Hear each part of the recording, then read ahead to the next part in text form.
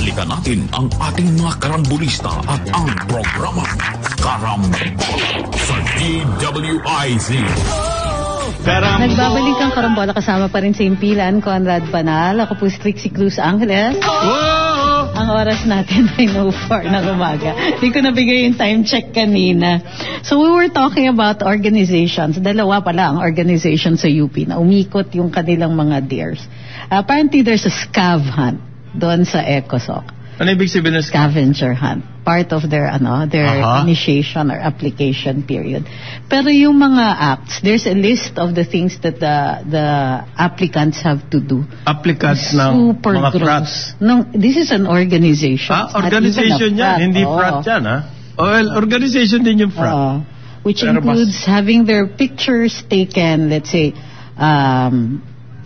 wearing only briefs, and then showering together, mga ganon. And in some instances, without even that, some of the are not worth repeating over public radio or television.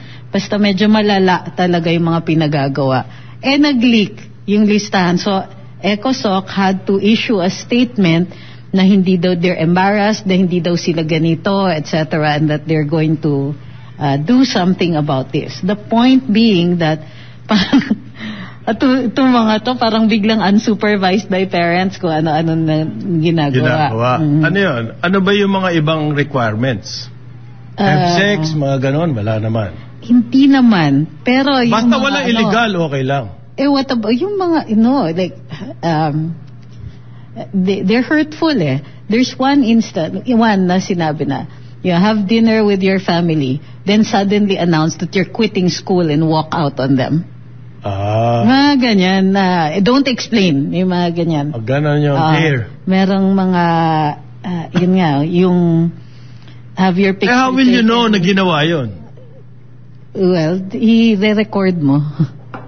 So you have to set it up. And then after I record it, I'll explain to my mother or my father. Well, kailangan ko lang to. Seriously, why would you ano yung mga ganyan? It's pictures na of yourself in the restroom with no bottom. You think ang tatalino ng mga nag-aaral sa UP, hindi nila kayang ikutan yung mga... Thank you for calling us intelligent. But I still think... Pangalawa yan sa Ateneo, sa talino. This is... Really? Hindi ba? Sa tatalino ng mga yan, tingin nyo yung mga rules na ganyan. Hindi nila magagawa ng paraan? Oh, come on. But the fact that they ask. For me, the fact that they ask of you to do these things, whether you do it or not, or you find a way around it or not, for me is no moment. Why do your organizations, why do you want to join an organization that will ask this of you? Tama. Parang masyado na ba akong prude or ano? Hindi na ba ako hip? Hindi kasi there's some things na hindi talaga kayang there's one video, this is what they have to do. May lollipop, itatap nila on the rear end. We're talking the anal opening here of animals. 4 of them. Tap, and then you have to put the lollipop in your mouth. Paano kung magkasakit? That's my point. These are dangerous. Ngayon related dyan, Trixie, yung mga state universities and colleges, nananawagan sana maibalik yung budget cut nila na 6 billion. 30 yan na state universities and colleges. Okay, eto, ang kanilang statement, yun daw confidential and intelligence funds na mga ibang ahensya, ibigay na lang sa kanila. Ano yan? Sino yung nagsasabi? Yung 30 state universities and colleges na binawasan ng budget na 6 billion. So you open a can of worms. Sabi kasi ng Kongreso, ng mga hindi naman natin masasabing mga tuta ni Speaker yung masyado naman malupit yung mga salitang ganyan. Huwag niyo gagamitin yan. Sa social media kasi nakikita ko eh. Supporter lang sila Okay. ng speaker. Kaya sila nagsasalita ganyan. At ibig ko sabihin na supporter ho, hindi yung mga ginagamit ng mga athlete. Hindi yan. Iba yon. Magkakaamoy sila nun. Supporter meaning na binaback up nila speaker. Yan. Of course, they would. Ganon. Alam mo yun, how Congress... Huwag nyo naman sabihin, set up, mga tuta. Uy, grabe kayo. Grabe yun, Hindi, but you know how it's set up? Wala ka talagang magagawa kung walang permisyo basbas ng speaker. That's how powerful the speaker is. Yan ho, tinanggalan ng confidential and intelligence funds, yung mga ilang ahensya. Pero... ang nagsasabi naman marami dyan, ang totoong target niyan, si Inday lamang. Ngayon, nagsasalita na to mga SUCs, State Universities and Colleges. Aba, kami rin. Bigyan nyo niyan. Yung mga tinanggal nyo na CIF. And therefore, you open a can of worms. Pero ito po magkakaroon pa ng BICAM yan. Yeah. Yang almost 5.8 trillion national budget for 2024. Okay. Magkakaroon pa ng BICAM yan. Naglalabi na rin ngayon itong mga 30 SUCs. 30 Hindi ko kasi alam kasi may mga kaibigan ako nag-aaral sa pero what precisely? SUCs. Sige, they want the CF to be transferred to them for what purpose? Para maibalik yung budget nila. Nabawasan din yung SUCs. Yung SUCs, malaki po ang tinanggal dyan kasi hindi naman daw nila nagamit last year. Therefore, ang logic niyan, yung hinihingi nyo, binawasan by 6 billion. Okay. I don't know why that... alam nyo, yung practice na ganyan, gusto ko sana linawin babawasan, hindi nyo nagastos, no? So kasi kailangan efficient dahil pag hindi yan nagastos, ibig sabihin there's that money that is not spent that could have been spent for something else. So gets ko yan. Pero yung babawasan ka dahil hindi mo nagamit. Pero dahil hindi mo nagamit kasi may mga issues katulad ng sa procurement. Hindi po, ang salita nila, nagtipid sila. Last year. Kasi nga, tumataas daw ang costs ng supplies and utilities. Despite that, napababa nila yung kanilang maintenance and operating expenses kasi nagtipid sila. Hindi ninyo ni-realign. Alin? Nagtipid ka, so may savings ka at the end of the year. Hindi mo nagamit. Realign. Dapat. Para ubos. Hindi, bakit ka pa nagtipid kung uubusin mo din lang? No, that's not it. Ganyan po sa gobyerno Hindi ka pwede magtipid Pag nagtipid ka, ikaw ang mapapahamak Yun ang hindi ko naiintindihan dyan, attorney. Yep. Diba? Nagtipid dito mga universities na to, pinaganda nila yung kanilang efficient sila. So therefore, napababa nila yung kanilang operating expense.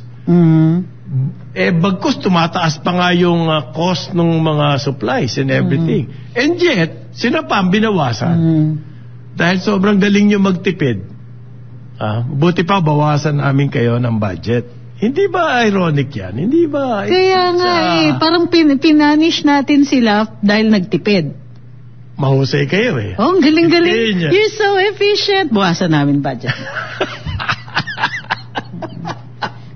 So the next year, magpapakawaldas na lang kami na ubos yung budget namin. Yun na nga yun ang hindi ko maintindihan. Sinasabi natin, para tumaas pa rin ang budget nyo, gastusin nyo na lang. Kahit walang kapararakan. Anong klaseng management yan? Okay, yan bang Is this the policy na, hindi ba dapat, Kongreso, kaya nyo naman ayusin yung policy na yan. Baka hindi naman po, ang problema nito mga SUCs na to, hindi naman talagang hinihimay ng Kongreso yung budget na yan Okay. Hindi ba? Hindi. Hindi. Titirahin lang nila si Inday, tapos na yung trabaho nila hindi daw. Hindi raw? Sabi ni Kong Erwin. Really? In-interview siya kaninang umaga sa Tandem. Hindi raw. Sabi niya, hindi daw yun. Kasi daw, may clamor yung kanilang mga constituents.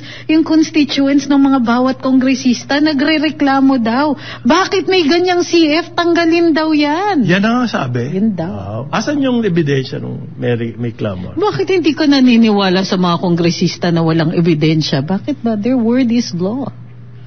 Teka. Ibukod pa dyan. Sabi nila, kailangan. So, nagpulong daw sila. At nag-decide sila na hirap na hirap na ang bayan. Ganyan pa ang mga asta ng ating mga mambubutas. Mambubutas. Mambabatas. Kaya nga. Oo. So, problema pa daw ho ngayon, ang sabi po ng DA, hindi na raw ibabalik yung price control sa bigas. Yan po ang sabi ng Department of Agriculture. Kasi nananawagan itong sinag na naman, samahang industriya ng agrikultura, na ibalik daw yung temporarily 45 pesos na price control sa bigas. Babalik daw. 45 muna. Bakit nilift na ba? Para daw po na ma-anticipate lang yan. Ma-preempt. Ano ba ang ibig sabihin ng preempt? Unahan natin. Yung mga lokong hoarders na sa nakikita nila magkakaroon na naman ng artificial shortage. Unahan na raw po.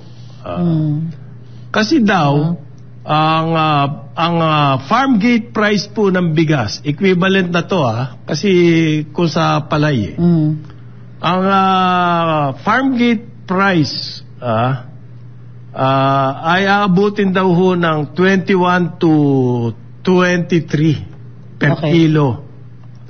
Yan po bigas na yan. Kumbaga hindi, sa palay kasi mas mura yan Pero kung na-convert na sa bigas, na-convert na natin. Okay? Ang senaryo daw po, ganire. Gagawin nila, ito tingnan mo Okay, gagawin nila. Artificially patataasin ang presyo ng bigas. Bigas, okay. Dahil sa tariff commission. Hinihingi kasi nila i-extend ang mababang tariff sa bigas, sa mais, at saka sa pork. Okay. Ito po yung nakikita ng sinag na senaryo. Na senaryo. Para maibigay yan, na mapilitan ang Pangulo na pirmahan niya, artificially patataasin nila yan. Tapos sasabihin nila sa tariff, kita nyo? Ang taas na ng presyo. Babaan natin yung tarif. Para-paraan, yan po ang nakikita nilang senaryo. Gusto daw nila magkaroon na naman ng artificial crisis para daw po mahingi sa presidente na pumasok uli at ma-address yung potential problem na yan. At ang solusyon yung ibagsak ang tarif.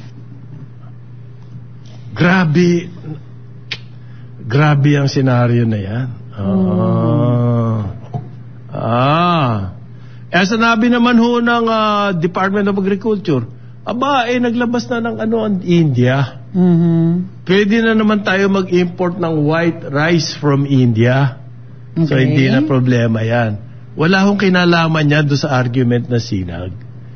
Ang sinasabi na sinag, artificial nga Intindihin nyo yung salitang artificial. In other words, nagmamanufacture sila ng ebidensya. May supply So i-argue nyo, meron naman supply from India. Yan nga sinasabi ng sinag. Meron nga supply gagawin nga artificial Yung tigas ng ulo mo. Mahalang. Intindihin. Bakit ayaw nyo maniwala? Mahal talaga. Artificial nga Tapos argue mo yung India na yan. Para-paraan talaga itong mga tao. Ang iniintay ko talaga ang nangyayari, hindi pa rin nagbabago na ito yung problema, Ang problema natin, itong mga sutil na nagmamanipulate ng presyo. Okay. Diba? For themselves. Pero bibili nila ng yung talagang hagupit na napakamura dun sa mga producers like the farmers. Tapos kukontrolin nila everything after that. Ayan. So sila din yung importers, sila din yung smugglers, sila din yung post-harvest facilities, kanila yung cold storage, kanila lahat ng gitna dyan. Para mababa yung input nila even at the cost of our self-sufficiency. Yan po. So ang nangyayari, ang mga remedyo na pinopropose, pampalakas lang dito sa mga to. Yan. Even worse, yung mga collateral lang. We get it. Yung toll, importante yun. Input price pa rin yan eh. Pero hindi natin tina-target yung mga kawatan. So, yan daw po hindi raw po kakagatin ng Department of Agriculture, sabi ng DA. Kasi yung noon daw, emergency lang yun. Kaya ginawa yung price control. Yun nga sinasabi ngayon ng Sinag Magkakaroon din tayo ng emergency. Unahan na natin. Unahan na natin yung kita namin. Unahan na natin yung mga lokong yan na sigurado magmamanipulate na naman yan. Dahil dyan sa nakapending na galaw nila sa tarif. Okay? Gagawa sila at gagawa ng paraan para mapilitan ang gobyerno na ibaba ang taripa. Yan. Mayroon na daw 200, almost 300,000 metric tons from India. It doesn't matter. Pag dumating, sabihin mo nga 1 million na wag lang 300,000. 1 million, pero gagawan ho nilang paraan nga, gagawin artificial na naman. Price increase. Ano ibig sabihin nun? Itatago na naman. Masasabihin mo na 1 bilyong metric tons yan darating na bigas dito. Pagdating, ang problema nga tinatago May milagro yan na dapat iniimbestigan ng Vatican to Murang-mura bibilin sa abroad. Murang-mura yung tarifa. Paglabas sa merkado, napakamahal. Ang tindi ng value added. Okay. Ang problema ho natin dito, pagkain. Sinasabi natin yan. Ang NFA, sinasabi nila, magkakaroon daw sila ng contract growing para matulungan yung mga farmers. Contract growing, halimbawa mo diretso na. Ang maganda dyan, sa nakikita ko, mapipilitan itong mga farmers kung under contract ka with NFA, itanim mo yung variety na gusto ng hybrid. NFA. Basta guaranteed na NFA ang bibili. Ang hybrid, yun. Yun yung importante doon contract growing. Contract yan. So, magandang scheme yan sa akin, ano? Approve. Gusto ko yan. Gusto ko yan, maganda yan. Ano kaya yan sasabotahihin ng mga kawatan? May magsasabutan. Bakit? Papayag ba naman itong mga to na may magta-threaten sa kanilang Tama, sa kanilang livelihood? Sa kanilang livelihood to? Racket. Racket. Paano kaya nila? Ang sinasabi po, yung ating problema sa pagkain, hindi lang ngayon yan. Ang kabayaran natin dyan, hindi lang ngayon. Way into the future ho, pagbabayaran natin itong nangyayari na to, ng ating tinatawag na food insecurity. Dahil nakikita na ho ng mga think tank, natataas na ng malnutrition sa mga kabataan. Alam niyo po yan yung stunting na sinasabi. Yung mga toddlers. Kung ang tingin natin, ako kasi medyo conspiracy theory na to. Gusto naman ng mga kawatan yan na mamang tayong lahat. Stupid people are easy to go. Ang problema nyo, nakalusot si Trixie, hindi naging mangmang. Yan ang malaking problema nyo. May makakalusot at makakalusot dyan. Si Boss Conrad. At titirahin kayo niya mga yan. Okay. Yan ang problema. Makaisa lang, di ba? Makaisa lang. Gising na ho. Paano kung magaling mag-lead yun? Diyari kayo. Ngayon, dahil tumaas ang presyo. Alam mo ba yung 200 pisong gulay ngayon, kakapiranggot na? 200 200 pisong gulay. Kakapiraso na lang, ilan na lang. Parang kangkong na lang mabibili mo. Mga ganun. Ang malnutrition ho, yung stunting.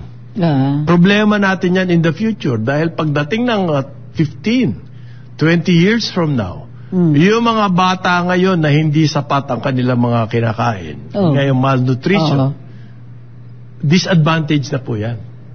Yung learning nila, mabagal. Ang kailangan mo ngayon to compete in the workforce, madali ka matuto. Totoo yan. It's not the amount of knowledge but your ability to gain the information you need. Ngayon, kung kinulang ka ng nutrition nung ikaw ay bata, hindi ho nag-develop yung brain. Fully. Ibig sabihin ho niyan, yung ability to learn ng mga batang yan, ilang milyon yan. Sipin mo, magkakaproblema tayo dyan. Okay? Lalaking mangmang itong mga to. Ang solusyon natin yung food stamps. Po. Ewan ko kung marami kasi nagkikriticize niya sa food stamps na yan. Bureaucratic kasi may bureaucracy pa rin. Mas magastos pa nga yung administrasyon niyan. Doon sa executive order, pwede pang gumawa ng bagong office sa DSWD. Ano pa yan? The computer systems, entire information system, data, etc. Keeping track of the vouchers. Ang hirap na. Yung listahan ng mga magiging na pwedeng tumanggap ng vouchers. Saka nga, yung voucher, kukunin mo, bebenta mo, di ba? Halimbawa, i-redeem yan, benta mo sa isang nag-retailer. Ito na yung voucher ko. Punta ka ng Kadiwa, kunin mo. Di ba? Pero discounted ko, bebenta. Tapos, tataya ako sa Sabong. Itataya ako sa wedding, itotoma ko, bili ako yosi. Ganon. Yan ho, criticism sa mga ganyan. How are we addressing it? It's it's going to become a trap. Kasi ang plano ng paborito ni Trixie na DSWD, mangutang ng katakot-takot para maponduhan niyang food stamp na yan. Dollars po ang iuutang natin dyan, ADB and everything. Ito yung sita dyan. Malaki ang sakripisyo gagawin natin para makuha natin yung pera para magawa yung food. Mangungutang tayo Future generation will pay for that. Makukuha ba natin yung benepisyo na ng mga sakripisyo na yan? Ang sakripisyo nga yan, we will deny other projects of the funding. Halimbawa, yung example namin kanina, state universities and colleges. Diba? Mababawasan sila ng 6 billion. Tapos ililipat natin halimbawa sa food stamp. Yung bang sakripisyong ginawa natin pagtanggal ng pera sa SUC, mapapantayan ng benepisyo makukuha natin sa food stamps. Wala hong ganyan pag-aaral akong nalalaman na ginawa ang paborito ni Trixing DSWD. Para malaman ho na ganyan nga ba. Kapaki-pakinabang nga ba mangyayari dyan sa food stamps. Okay? Ang mahirap yan. Diba? Food stamps. Ayuda pa rin Pero sige, okay. Para sa akin, the idea of hindi rin kasi talaga siya food stamps Parang na-inlove naman tayo masyado dun sa term. Kasi voucher system pa rin siya. Ang problema ko kasi, food security. Correct. Therefore, a solution, food stamp. Hindi ba? Mali na nga yung term, mali pa yung... makatwiran ba yun? Hindi rin. Okay. Yung 4-piece nga ano na yan meron ng criticism din dyan Kasi pinag-aralan ho na ADB yan, sabi ng ADB. Pas magastos pa yung administrative cost niyan Kesa doon sa napupuntang tulong doon sa mga tao. Sa mga tao. Tapos kakarimpot, diba? Although, the theory is that it's supposed to be the poorest of the poor. Ang problema yung dikit Ayun eh. Yeah. Minsan kasi malagkit yung pera. There's got to be a way to do it. At yung mga iniisip natin, tested na ho sa ibang bayan, it didn't work. Yung 4-piece na yan, kinopya lang natin sa South America. Doon sa South America ho, tinigil na nila yan. Okay? Yung food stamps na yan, kinopya natin sa Amerika. At tinigil na rin. And they were doing this in the 70s, ha? Parang hindi na po... Okay, gusto pa natin kopyahin, yun napatunayan na sa ibang bayan na mali. It didn't work. Para sa akin, for instance, marami tayong mga solutions kasi that are self-defeating. Halimbawa, ito yung napansin ko sa schools. Diba? Kailangan pinapakain natin yung mga bata. Yes, meron yan. Our learners, yes. Kailangan pakainin yung... Pero, yung food program, imbis na i-turn over natin dun sa mga may CSR, binigay natin sa cooperatives ng mga teachers para yung mga teachers kumita. Therefore, yung cooperative na yon, ang purpose niya is kumita para sa teachers. Yung mga bata... Hindi para pakainin yung bata. Diba? Magkaiba yung goal. Parang magkasalungat yung goals, diba? So, if we want the kids to be supplemented dun sa kanilang mga pagkain, we can't do it through the feeding program sa school. Kasi sa teachers' cooperatives, mostly yon. I don't know if it's 100% of the schools. So, magbabalik ang Karambola, oras natin, 9:30 ng umaga. Balikan natin ang ating mga karambulista at ang programa Karambola sa DWIZ. Babalik ang Karambola, kasama pa rin sa himpilan, Conrad Banal. Ako po si Trixie Cruz Angela. Opo, tinatrabaho pa rin po yung audio natin. Huwag pong mag-aalala. Ayan. Okay. So, yung favorite magmamahal daw ho ng pamasahe, airfare. Again? At yan ay aprobado na. Ng CAB, Civil Aeronautics Board. Sa susunod na buwan daw, magtataas na ho ang airline fare, domestic. Pinayagan na yung high fuel surcharge. Alam niyo, pinakamahal na yung atin, yung local natin. Yung, ang mahal ng local plane fare natin. Yung fare minsan, punta ka ng any Southeast Asian country, kadalasan, equal or even mas mura kaysa dun sa local natin. Yun na nga ang Cebu, ang estimate ko dyan, balikan, more or less between 10 and 15,000 pesos. Between 200 and 300 US dollars. Pag nagmamadali ka, abuti ng 20. Napakalapit yan. Wala pang isang oras yung flight. Totoo. Magkano lang ho yan? Siguro mga $50 lang yan. Doon nga sa Europe yung mga mumurahin, yung mga $50, less than $100, mga kusa sa syudad na mapupuntahan mo. Bakit mahal ng ating airfare? Okay. Sabi po ng pinakamamahal ni Trixie na Civil Aeronautics Board. Okay. Ano sabi ng CAB? Dahil daw sa rising fuel costs. Fuel surcharge. Pero tinitingnan ba ng CAB yung mga rebooking fees? Kasi kaya nga tayo nagkaka-issues dyan sa sa airport.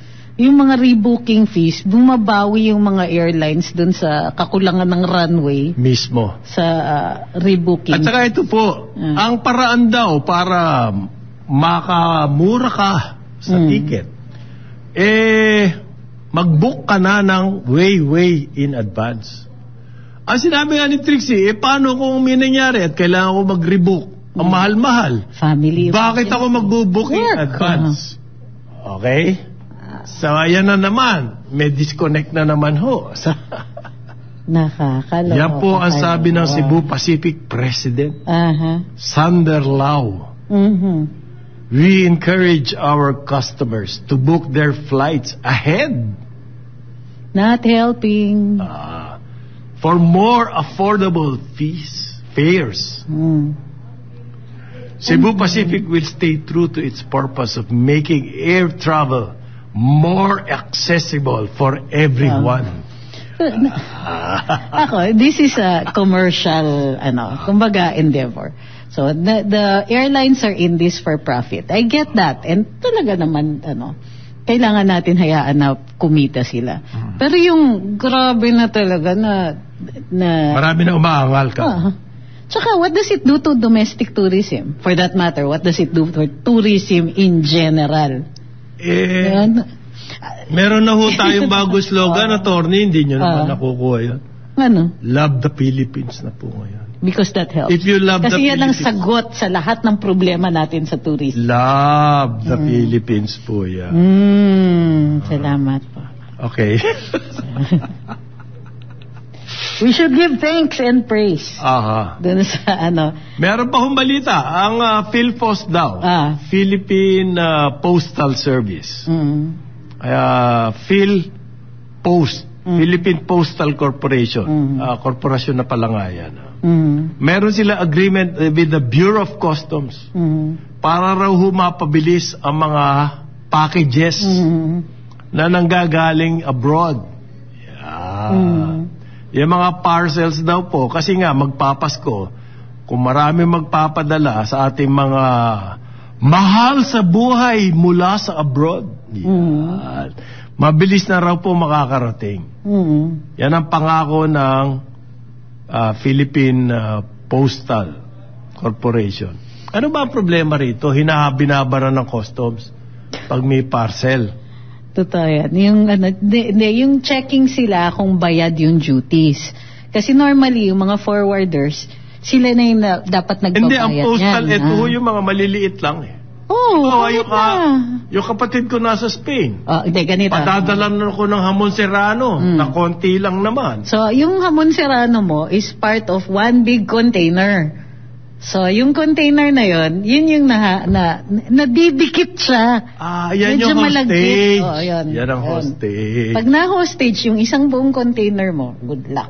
Ngayon, hindi naman individual lang Yung container na yun kasi, air freight eh. Dapat mabilis. Pati sa air freight, nadadali pa ng Bureau of Customs Mahusay ito. Ito kasing lalagyan ng kung may agreement na ganito, ano ba ibig sabihin nito? It doesn't mean anything to us. Diba? Grabe. Yayabang-yabang kayo, meron na kayong memorandum of agreement. Parang yan parang DOT yan eh. Ilang araw na lang ngayon, sabihin mo sa amin. Tingnan mo. Kesa i-announce niya agreement na yan. Anong pakinabang namin dyan? Correct. Ilang araw ba mababawas dyan sa paghihintay namin? Baka panis na yung hamon. Yun. Pag dating sa amin. May follower tayo dito sa Carambola na nagpadala ng cheese galing sa Europe. Last year po yun. Hanggang ngayon, niintay ko pa. Cheese baka pagdating dito niya, salad na. Na-process na yung cheese. Gubat na kasi fertilizer eh. Okay. Meanwhile napag-usapan ba natin yung doping accusation kay EJ Obiena? Hindi pa. In-accuse siya sa Facebook ng asawa ng dating medalist. Okay. Alam mo ba yun? Dating medalist saan? Okay. Sa niya? So, yun si Obiena refutes the doping accusations. Okay. Teka, hinahanap ko yung pangalan nung asawa ni Renaud Lavieni. Yan yung number one sa Lavieni. Yan yung number one sa pole vault. 2012. Olympic gold medalist. Yung wife niya, inaccuse siya in a Facebook comment that was comment on a post about EJ. Okay. So sabi ni Anais Lavieni na dati ring pole vaulter, anong sabi niya is that kaya umangat daw si EJ ay because he was doping. Ayun. Paano niya namang may prueba ba siya dyan? Wala. Gumagamit daw siya ng performance-enhancing drugs. So kasi very sensitive yung issue ngayon Dahil may mga nahuhuli nga very recently. Si Brownie. So itong si EJ, his team is considering filing charges against ito kay Anais, at saka pumasa nga daw siya ng 11 drug tests, tapos nag-take pa siya ng ilang mga lie detector tests. Kasi ang hirap daw, pagka nabahiran ka na ng ganyang klaseng suspicion, ang hirap-hirap ng makabalik. Kaya siya maingat. Oo, tsaka galit siya. Ako din, maiinis ako. Ganun na lang yon, i-accuse mo yung isang tao, wala kang pruweba, wala kang kahit ano. Pero now, everybody is looking at EJ. Ngayon, masasubject siya to more scrutiny. So, ang nagsasuffer, yung in-accuse mo without any basis whatsoever. Tapos halatang may dito, may issue ng inggit. Inggit ba yun? 2012 Olympic gold medalist, former okay. Hindi na siya ang number 1 or number 2 for that matter. Si EJ na yung number 2. Bubuti pa UP number 8, no? And then leading. 6-0. Sorry. Nakailang talo ang Ateneo? Puro talo. Puro talo.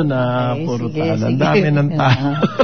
Loko-loko yung ibang mga org sa UP. Pero yung men's basketball team, I'm so proud of you. 6-0. Hindi ako sanay. Ano nangyayari pa sa tourism? Yun, nag-speech si DOT Secretary. Speech? Why? Pag ba nag-speech ka, dumadating mga tourists? Wala naman tayong pinag-uusapan na dumadami yung mga tourists. Kayo naman, grabe kayo. Ang expectations nyo, sobrang taas. Sa DOT, kita mo gumastos ng ilang milyon, pero sinasabi nila, at least in the same breath, na hindi namin ma-exceed yung mga dating yung pre-pandemic levels. Nasa 4 million na ng tourists natin ngayon, hindi nila sinasabi kasama yung mga balikbayan. At saka 10 million before the pre-pandemic. 4 million lang tayo. Kasi hinahanap dyan. That's less than half. Ano ba sinabi niya sa speech? Love the Philippines? Parang gano'n na rin. Kasi sabi niya, the PH wants global framework on measuring sustainable tourism. Daming alam mo yun, yung style na gagamit ka ng mga catchphrases. Yan. Yung mga usong catchphrases. Okay. Sustainable tourism catchphrase yan. Sustainable. As if naman. Okay. Yung cruise. Sinabi ni award-winning. Wow! Award-winning. Number 1 destination para sa mga cruise Best destination, Gagawa Asia. tayo ng mga maraming ports para dyan. Pero hindi pa nila sinasabi na hindi po sustainable yung ganyang klaseng tourism. Napansin niyo nangyari sa Venice? Magdadak yung barko na ubod ng laki. Thousands po. Nagdadala ng ilang libong turista beyond the carrying capacity of the destination. Number 1 principle sa tourism, for any destination, i-determine nyo kung ilan ang kaya bago magka-problema sa sanitation, sa crowding, traffic, nauubos ang pagkain, tubig, etc. Pagka ganyan, nagiging negative din yung effect sa ating tourism. Yung nasisira yung destination, halimbawa underground river, tinataasan ng local government yung carrying capacity, kakayanin ba yun? Against the recommendation of the World Heritage Council. Pagka beyond the carrying capacity parati, sisirain lang at sisirain. Sayang naman award, attorney, kung best in cruise destination sayang in Asia. Sayang yung speech. Sayang yung, ano ba sinabi sa speech? Interested ako yan. Sino ba naglabas ng speech? Si Tourism Secretary. Sa anong media nilabas? Sa Philippine News Agency. Ano sinabi sa speech? I'm sure among others. A global framework raw on measuring sustainable tourism shall establish a common ground among our nations to measure data on the economic, environmental, and social dimensions of tourism. Wala siyang sinabi. Sumasakit yung sombrero ko. Pag mga ganyan salita na narinig ko, masakit yung sombrero. Grabe. May extension. Hindi ba pwede i-translate pag ganyan? Grabe Mahirap kayo. na maintindihan Bakit niya. niyo naman tinatanong kung kamusta ang lechon issue niya sa Ombudsman, Miss RG Chel sa YouTube? Huwag na ho kayong ganyan naman. Sabi ko naman. sensitive yung issue na yun. Sensitive yan. Bantayan natin. Hintayin natin yung resulta. At meron hong dadami naman ng ang arrivals natin. Huwag kayong mag-alala. Kasi po, ang Kasi nag-speech nga sa UN. Hindi. Dadami na yung arrivals natin. Dahil Dadami may speech. arrivals. Kasi sabi ho ng isang survey, 62% ng mga Filipino professionals abroad gusto pong umuwi na within the next 5 years. So dadami na yung arrivals. Babalik na yung mga Filipino professionals 62%. Ang taas po niyan. Okay. Sino itong mga professionals? Nurse, doktor, arkitekto, engineer. I would welcome talaga yung pag-uwi ng mga medical professionals. Tsaka mga engineers natin. 2 years ago, IT professionals. 2 years ago, nasa 50% lang yan. Ngayon, 62% na ayon sa survey. Dahil sa kanila kailangan daw nilang, nagkakaedad na sila, ito yung dahilan, kailangan na nilang alagaan yung mga nagkakaedad nilang mga magulang. Ay, oo. At saka gusto na raw nila mapalapit sa kanilang mga pamilya. So, dadami na ang arrivals. Hala, isa pa rin lang yung runway ng airport. Maganda nung timing sa speech Parang nasasolve naman kasi yung mga problema natin sa DOT. Para sa akin, magandang opportunity to. Para doon sa mga local. Halimbawa, kung magbali ka ng mga medical professional, ayos na ayos mga sa hospital. Makakapag-expand kayo ng mga hospital elsewhere. Yes. In the country. At saka yung mga nagtrabaho abroad na yan, maraming nadampot yan. Na mga technique, ideas, magagandang ugali. Nakita nila paano mamuhay sa ibang bayan. Nakita nila yung order. Okay. Yung linis. Halimbawa kung sa Japan ka sinwerte ka, sa Japan ka, napakalinis. Napaka-honest. Sana madala yung mga ganyang... Yun nga, makukuha nila. Yung standards, yung ethics. Yung skills. Okay? Matagal ko na nga sinasabi to nung ano pa ako nun nasa desk ho ako. Kasi nung panahon ng before the First World War, ang Pilipino kumbaga ang mga overseas workers, karamihan niya mga Kastila at mga Italiano. Doon sa Europe. Okay. Dahil sa sobrang hirap sa Italy. Okay. At saka sa Spain. Sila yung contract workers. Nung sa France, sa Germany, Austria, yung mga developed countries. Kaya marami nga dyan nag-migrate sa Amerika. Okay. Nung yung mga migrant workers na yan, nagkapera na, nagkaroon na ng isip and everything, marami na idea. Pagbalik nila sa Italy, sila yung naging engine ng growth, modernization. At saka innovation. Yan sana ang mangyari dito sa atin ng mga nagbabalik. Kaya yung mga construction, halimbawa electrician, may kaibigan ako electrician, ang ginawa niya nung natuto na siya ng gusto, nagkaroon na siya ng puhunan, bumili siya ng mga gamit, modern gamit, at siya nangungontrata na siya rito. Itong si Rina Ang sabi? Yan talaga ang napapala pag inuna ang pagkuda bago ang gawa. Si Rina po ito sa Facebook. Ano yan ang napapala pag Pag inuna ang pagkuda. Ano ba yung sabihin ng kuda? Taktak. Bago ang gawa. Ayan. Si Floren. Sino ba kumukuda? Ewan ko, tourism yata pinag-uusapan natin kanina. Tapos sabi ni Floren sa YouTube, yung dating tourism sec, tulog na tulog. Yung ngayon naman masyado niya. Uy, nasa monetary board na yan, ha? Nasa monetary board na yan. Akala ko deputy ng Bangko Sentral. Deputy ba? Oo, yun yung appointment niya. Deputy ba? Yung monetary board? Magkanong retirement niyan? Uy, Central Laki Bank. na sahod. Pinakamalaki sahod mo, Central Bank. Meanwhile, ang daming chika tungkol sa mga alleged shake. Oo. Chika pa rin siya, at saka alleged pa rin siya. Wala pa tayong nakikitang movement. May 1 out of 3 lang daw ho ang gusto ng permanente doon sa mga bayan. Sa abroad. 1 out of 3 lang. Siguro ito yung mga nakapag-asawa na nagkaroon na ng roots doon sa mga bayan na yon at nandun na yung kanilang pamilya. Ayun. Kaya nga yung PhilFor marami, Filipino foreigners. Ang dapat kamustahin natin yung yung mga Centro Rizal. Kasi marami tayong OFWs nga that put down roots abroad. Okay. Yung mga anak nila, first generation citizens of that country. Yung mga Centro Rizal, pinatayo natin yan parang Thomas Jefferson Center ng US dito. Ayan. Para may mga repository ng impormasyon para tungkol sa mga Pilipino.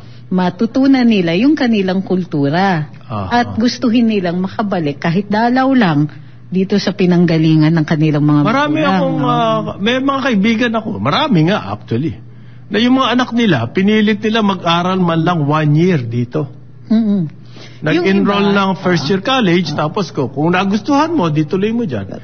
Meron akong kaibigan, kasama ko sa, ganun ang ginawa ng magulang. Hindi na umuwi. Nandito na siya. Dito na nagtayo ng negosyo. Yun, nagustuhan niya na. Nag-uwi ng pera dito. Pasok ng pera. Yan spokening dollars pa. In fact, nung nasa New York kami, yan yung isang puntirya ng ating Pangulo. Yung mga OFWs o yung mga first generation Americans, sinabi niya, baka naman gusto ninyong tulungan yung mga kamag-anak nyo dito, magtayo kayo ng negosyo dito sa Pilipinas. We don't care how big or how small it is, kasi revenue yan na papasok dito sa Pilipinas. Which is, for me, a good idea. Good talaga na sales stock yung pagganon. But more than that, meron akong mga naririnig na first or even second generation na US citizens na, but of Filipino parentage or grandparentage. Uuwi dito sa Pilipinas, naghahanap ng roots, ng kanilang kasaysayan, ng kanilang, kumbaga, yung backstory nila. Nagpapatato pa. So, pupunta doon kay Apo Fangod. Pero marami namang ibang indigenous na tattooists. Okay. Yung pong Department of Tourism, ituloy ko lang yung ating discussion ng tourism. Kasi nagiging sarcastic yung mga hirit sa ating Sabi po ni Secretary Cristina Garcia Frasco, diyan sa 25th UN World Tourism Organization General Assembly. Saan po ba ginawa yan? Uzbekistan. Diyan po noong kahapon. Ito recommended the endorsement of a statistical framework that measures the impact and dependency of tourism on each country's economy, society, and environment. Translate mo Trixie. Translate mo. Huwag kang gaganyan-ganyan. Kayang-kaya mo yan. Translation. Recommended the endorsement of a statistical framework that measures the impact and dependency of tourism on each country's economy, society, and environment. Statistical framework. Worldwide yan, Suggestment lang naman. So, we suggest, since wala kami magawa dito sa Pilipinas, ang buong mundo ang mag-create ng sistema. Yan. So, binaback up daw niya, gusto niya magkaroon ng approval yan. Ito yung quote. As a concrete manifestation of our support to the Sustainable Tourism Initiative, the Philippines, as one of the members of yung committee, respectfully recommends that the Assembly endorse. So much ado about an endorsement. My God. Kailangan po natin ng arrivals. Wag na muna tayo dyan sa mga framework. Nasa ano pala siya? Uzbekistan. Because it's so practical. Marami ata tayong tourism market doon sa Uzbekistan. Malaki. Hindi. Baka pwedeng sabihin niyang fastest growing market yan. Sa dami-dami na kailangan niyang gawin dito. Kung dati, isa lang yung turistang galing doon, pag nakadalawa tayo, fastest growing na yan. Aha. Ang mga nagpunta raw po doon, DOT Undersecretary. May DOT Undersecretary pa pala. May kasama? 3 na USEC? Hindi, 2 USEC. Okay. At saka isang Assistant Secretary, Rica Bueno. Okay. Berna Bensuseco. Bensuceso. Shalimar Tamano. Okay? Yan Hindi 4 naman sila yan pumunta ron top officials Senior officials ang tawag. Senior officials. Kaya hindi kayo nasasama sa mga top senior officials ng UN naman. UN naman survey, kasi ito General Assembly World Tourism Organization. Sarap pala maging tourism secretary, panay ang biyahe mo, no? Tinalo niya na kaya si Most Traveled? It's a race, actually. Neck and neck? Neck and neck sila. Neck and neck. Kasi actually, yung early niyan, out of the starting gate, si DOT. Aha. It might have been Remati ngayon itong si DNR. Balikan yan. Ayan. Okay. Kasi it might have been a problem with translation. Bakit? Kasi yun, akala nung DOT sec na ang tourism, siya ang turista. Yun. Ang papel ng tourism secretary, maging turista siya sa Uzbekistan. Para madala niya dito yung best practices. Yeah. All the excuses. Ang sarap po niya. Napakasarap niya. Okay, cleared na ang airlines na magtataas ng pamasahe. Okay. Nagbiyahe yung tourism will suffer. Alam na natin yan. Sure na yan. Lagi yung ganyan, no? Nagtaas ng airline. At with the hotels. Ang dami nagtatayo ng hotel. Sobra. Ang anticipation, ang dami po nagtatayo ng hotel. Sa kukuha ng kliyente, yung mga nagtayo ng hotel na yan, kung wala po tayong tourism campaign, ang tagal-tagal naman noon, mahigit 15 months na. Ay hindi, ilang buwan na ba? 16 months na. Hintay itong ating mga... They're still gathering data. Okay. That's the purpose of all of this travel. Ang dinig natin, magbibidding na raw meron na shortlist. Tagal-tagal naman nun. Kasi ganito ang sinasabi. Kailangan makalimutan muna yung mga kalokohan nangyari bago matuloy yung bidding. Kasi mukhang ang mananalo na naman, yung na-involve nga doon sa kalokohan. Nakapasok na nasa shortlist sila yung DBB. Nasa shortlist uli ng mga bagong kontratang pinabibid. 2 milyon ang halaga nun. Akala ko may issue na nga sila. Kaya nga kailangan tagalin para makalimutan tapos makasali. More on this next week. Maraming salamat sa pagsubaybay sa karambolan nitong araw na ito. Ang Tabayanan. Susunod na programa, Ronda Pilipinas with award-winning... Yun! Award! Pinar Junior! Okay? 66 days na lang before Christmas. Habol na tayo. On behalf of Conrad Banawi, we'll see you next week. Have a good weekend. Ako po si Pixie Cruz Angeles. Sumainyo ang programang Karambola sa DWIZ. Hanggang sa muli, tayo'y magbabalik upang ihatid ang pagtalakay sa iba't ibang mga issue. Dito pa rin sa programang Karambola sa DWIZ.